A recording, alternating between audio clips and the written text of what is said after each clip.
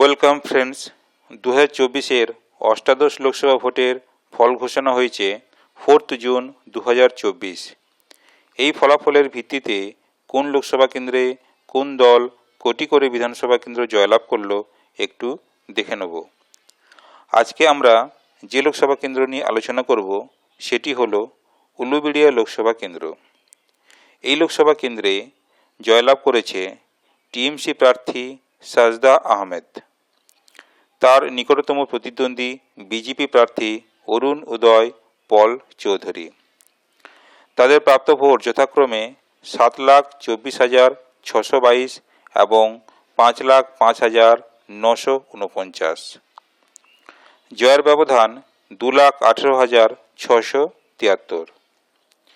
এই উলুবেড়িয়া লোকসভা কেন্দ্রের 7টি বিধানসভা কেন্দ্রের মধ্যে টিএমসি জয়লাভ করেছে 7টি বিধানসভা কেন্দ্র এবং বিজেপি কোনো বিধানসভা কেন্দ্র জয়লাভ করতে পারেনি। ভিডিওটি ভালো লাগলে আপনারা শেয়ার করবেন। আপনারা ভালো থাকবেন, সুস্থ থাকবেন। ধন্যবাদ।